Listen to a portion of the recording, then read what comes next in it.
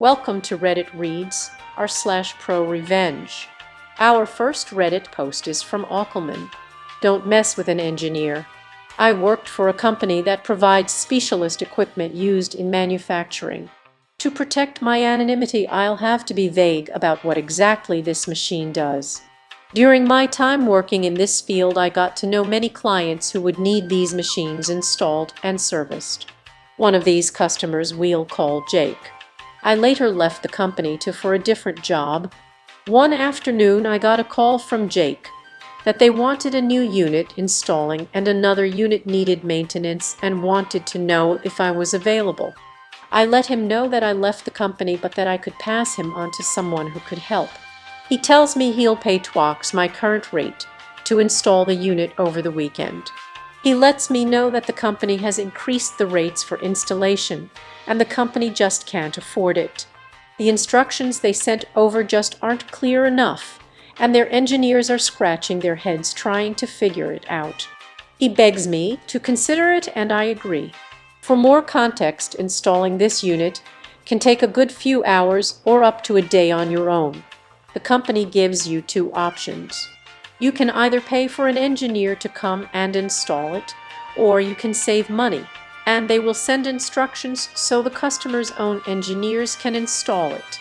The instructions aren't easy to follow, and it's company policy that if someone has started to install the equipment, the supplier wouldn't get involved since they couldn't verify that any of the pieces were broken.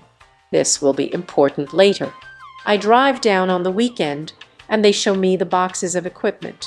I set to work, and I make good progress installing the unit. Round 6 hours in, and I'm stopped by Jake, who greets me.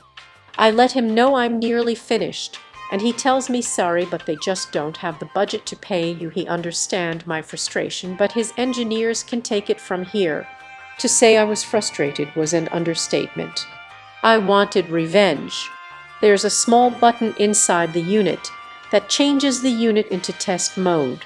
This is done to perform maintain on the unit, but it's impossible to configure the unit with this button pressed. It's only possible to reach this button using a pin, so it's not easily pressed during installation. Because of this, the installation instructions don't mention it. There's no real way of telling the equipment is in test mode. It just won't work normally. I think you can guess where this is going. I click the button, collect my things, and leave. Monday morning, I get a call from Jake. I declined. I knew my old company wouldn't get involved since I already started installing the unit. I knew his engineers would never figure it out. I just had to let him stew. A few days later, with many missed calls, I finally pick up. Jake is furious. He asks me where the hell I've been and why I haven't been picking up the phone. He tells me they can't figure it out how to configure the machine and they need my help. I tell him, why is this my problem? You won't pay me. He told me he was sorry and they would work something out if I could get there as soon as possible. I told him, oh no, you're going to pay me $7,000 upfront before I do anything. I'd never felt this powerful before. He screamed at me for a bit and hung up. He called back a day later after saying he's sorry for how he acted and said that if I could come fix it, he would pay me, in a totally defeated tone. He tried to fight it, saying he'll pay when I was done, but I was having none of it. After a bit of back and forth, he agrees to pay me. The money hit my account, and I came in the next day. The look of confusion over his face when I took out a pin and changed the unit from test mode was priceless. It was even more priceless seeing his reaction to me packing up my tools and leaving after only 20 minutes of configuring. Easiest $7,000 I'd ever made. Don't try to mess with a professional problem solver. This comment is from Oneternalist. I remember a builder decided not to pay his crews on a house he was building. At first, the foreman of each crew put a lien on the house. About 8 guys. Then each and every worker put a lien on the house. About 70 guys. So when the buyer found out there were nearly 80 liens on the house, he backed out of the purchase. Then the builder had to track down every one of them before he could sell the house. problem being a lot of those guys who didn't get paid. It was years before the builder could clear all the liens before he could sell the house. And he had to pay taxes on it the whole time. This comment is from Tina Seachick. My dad was a steam plant operator at a fossil fuel plant. He used to say they didn't pay him for working hard because if everything ran smoothly, he didn't have much to do.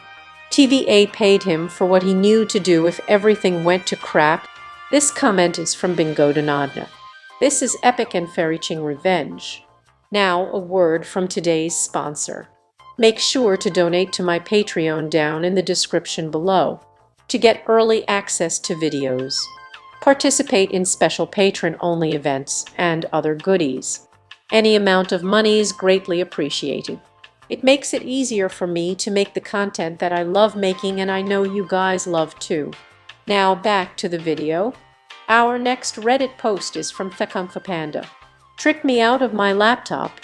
13 years ago I was in my late teens, living on my own and really struggling to live financially. One of the few possessions I had was an old laptop. My laptop had stopped working properly, and while I'm fairly proficient in using a computer, I had no idea about fixing them. I did a bit of searching on the internet but couldn't get it working, so I asked my stepdad to take a look. He has a quick look and says it fucked, but he'll take it off my hands if I don't want it, so I said sure. If it's broken, then it's no good to me. 10 minutes later, I walk in the room and he's using it. I asked if he fixed it, and he says, yeah, thanks for the laptop. I was obviously pissed.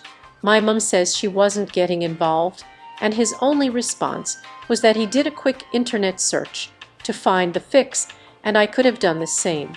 I was broke, and he took one of my only possessions, even though he had a laptop already. A few months later, I was visiting my mom and stepdad when I had an idea. While I am useless with computers, I'm very competent with mechanics, specifically Audis, and my stepdad had a 2001 Audi A3. Before coming in the house, I went under his car and unplugged the oil level sensor and a vac line for the turbo. Later on that day, he went to go to the shop or something. When he started the car, it threw up oil warning lights on the dash and wouldn't boost, so he turned it off and had a look of concern on his face. I went out to ask him what's up, and he said that something gone majorly wrong. He says something along the lines of catastrophic turbo failure or engine failure. He's already spent quite a bit on repairs and didn't want to spend any more money on it, so spoke to my mum about just cutting his losses and scrapping it. I asked how much it's worth at the scrapyard, and he says 100, so I ever so graciously off 120 to take it off his hands to maybe part it out, which he accepts. He signed over the logbook title and wrote me a receipt of purchase and handed the keys over. I walked outside, lifted the bonnet. When I got back, I gave him the thumbs up and said it's all fine now. His mouth was wide open, and he was mega pissed, and my reply was, you could have found the solution too with a quick internet search. He tried arguing that it wasn't fair, and if it's working then I can't just take his car, but I just said he didn't have a problem tricking me out of my laptop. My mum kinda laughed and said she's not getting involved and that it was his own fault. I still have the car to this day, and it's practically in showroom condition and runs sweet. Here's the old girl in all her shiny glory. Edit. Thank you for all the awards people have gilded me with. I didn't know any of these existed beyond gold and silver. Edit. 2 guys and gals, it's not that unbelievable. I tricked someone into thinking their car was broken so I could have it. Yes, it's 100 true.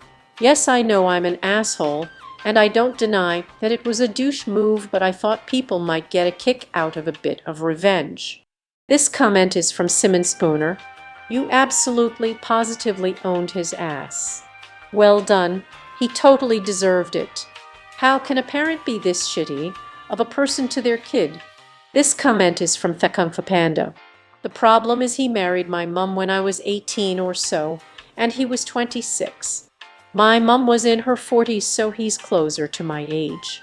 In all honesty, he's actually a really great guy, and to this day we are very close friends and get on like a house on fire. I chalk it up to him only being in his 20s and just being a dick on occasion. We still laugh about it to this day. It's such a nice car that he says it's his biggest regret losing it, and he keeps offering to buy it back, as it's rare to find one this age in this condition because I spent so much time and money over the last decade keeping it in amazing condition, and my response is always, oh no, I'd never sell a car this nice, haha. This comment is from Thecumfa Panda. Yeah, that was pretty shitty. She ignored it when I was wronged quite a few times. She put her husband in front of me, but I got my revenge, so that softened the blow higher. That was Reddit Reads r/ProRevenge. If you like this content, please subscribe and click the bell icon so you are notified of new uploads. We upload new videos every day. Also subscribe to our Patreon, as that will help us a lot. See you next time.